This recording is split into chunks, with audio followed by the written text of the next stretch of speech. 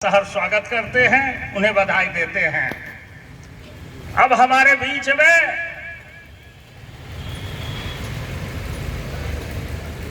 पत्रकार और समाज सेवी श्री जसोदालाल श्रीवास्तव जी, जिन्होंने अपने लेखनी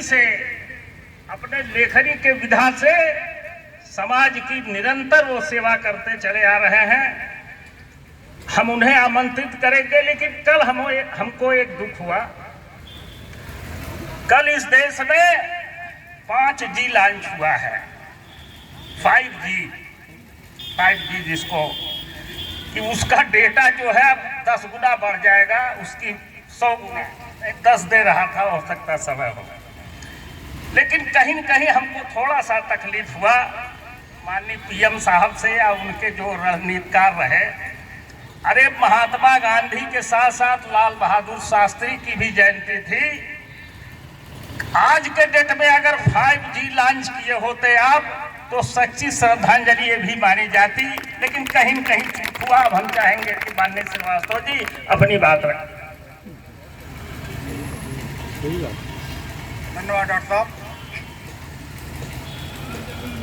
यहाँ सामने बैठे हुए आदरणीय पूर्व चेयरमैन बड़े भाई जयप्रकाश लाल जी, अधिवक्ता कांग्रेस नेता विजय सिंह एडवोकेट जी, जेई से रिटायर हुए साहनी जी, गुरु जी सामने बैठे हुए हैं वरिष्ठ अधिवक्ता प्रेम सिंह, और भी तमाम सारे लोग, चौबे जी, आप सभी लोगों को सबसे पहले मेरा नमन। और इसी के साथ ठीक है, इसी के साथ महात्मा गांधी और लाल बहादुर शास्त्री जी की 153वीं जयंती पर हम उन्हें नमन करते हुए आपसे गांधी जी के बारे में और गांधी जी से जुड़े हुए कुछ संस्मरण के बारे में बहुत लंबा समय नहीं लेंगे, 2 बात करेंगे। अल्बर्ट आइंस्टीन ने उस समय जब गांधी जी की निर्मम हत्या हुई थी, तब उन्होंने अपने शोक संदेश में लिखा था कि एक दुबला पतला हाड़ मांस का आदमी जिसने भारत को बिना मार काट के, बिना युद्ध के, बिना खड़क के, बिना तलवार के आज़ादी दिलाई है, ऐसा भी आदमी भारत में पैदा हुआ है। हमारी आने वाली पीढ़ियां शायद ही इस पर यकीन करें। आज महात्मा गांधी जी को लेकर के जितने भी धारणाएं, अवधारणाएं, विचार या उनके नाम पर जो कुछ भी देखा जा रहा है, मुझे लगता है वह सब अक्षर से सत्य हो रहा है जो गांधी जी की हत्या के समय जो है आइंस्टीन ने लिख दिया। साथियों, गांधी जी का 2 चश्मा बना करके, एक पर स्वच्छ और एक पर भारत लिखने से हम गांधी जी को आत्मसात नहीं कर सकते। गांधी जी को पढ़ करके भी हम आत्मसात नहीं कर सकते। हमें गांधी जी को देखना होगा और गांधी जी को जानना होगा। अभी मास्टर साहब ने बहुत सही कहा है कि वो जब बैरिस्टर बन के आए थे भारत में तो सूट बूट के साथ आए थे। बाद में उन्होंने एक धोती उसी को पहनते थे और उसी को जो है अपना ओढ़ते थे। क्या ऐसा क्यों किया? कपड़ों की कमी थी, कटाई की कमी थी, मिलें नहीं थी, ऐसा कुछ नहीं है। वो हिंदुस्तान को हिंदुस्तान की दृष्टि से देखना चाहते थे और आज़ादी के पहले के भारत को भारत की दृष्टि से देखना चाहते थे। याद होगा, आप सभी लोग पढ़े होंगे, जानते भी होंगे, 1932 में जब द्वितीय गोलमेज कॉन्फ्रेंस हुआ, अंग्रेज जान गए थे, अंग्रेज समझ गए थे महात्मा गांधी के नमक आंदोलन के समय ही जान गए थे कि अब मुझे भारत को मुक्त करना ही है, भारत को आज़ादी दिलानी है।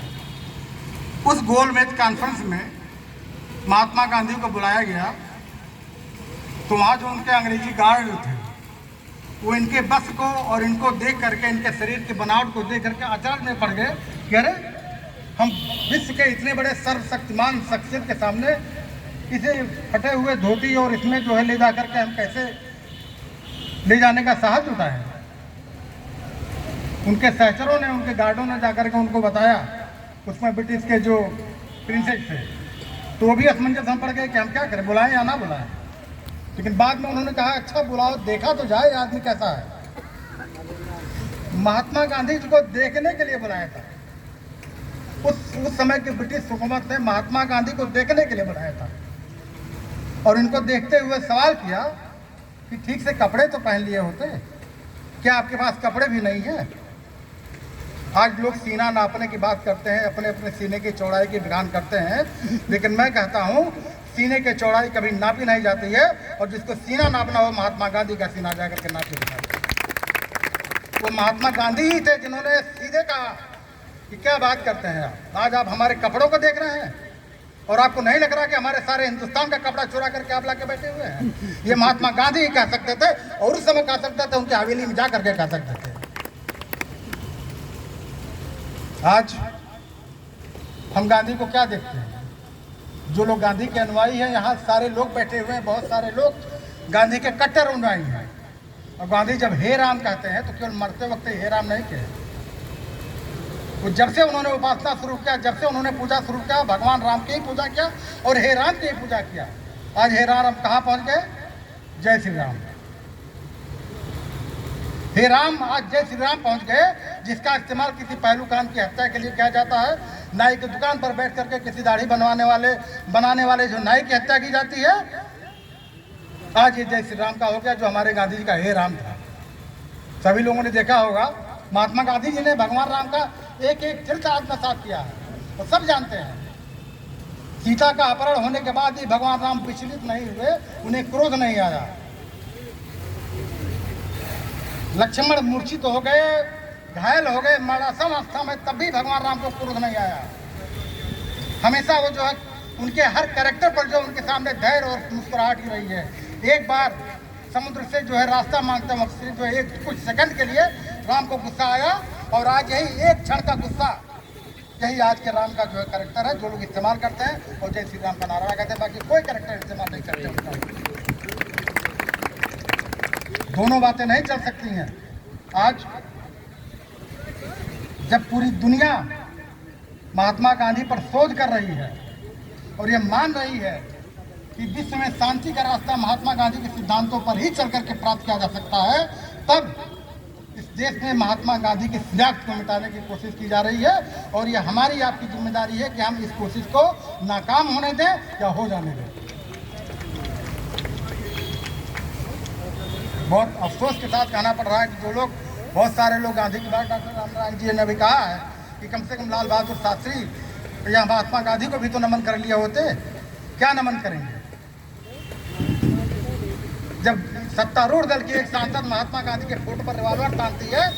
हमारा प्रधानमंत्री जो निंदा के दो शब्द नहीं कहता कि आपने क्या किया है, उनसे हम जो गांधीयन और गांधीवाद की उम्मीद कर सकते हैं? महात्मा गांधी एक दुनिया नहीं, एक देश नहीं, एक विश्व थे। नेल्सन मंडेला की बात आई होगी हमारे पहले। नेल्सन मंडेला और महात्मा गांधी में अंतर था।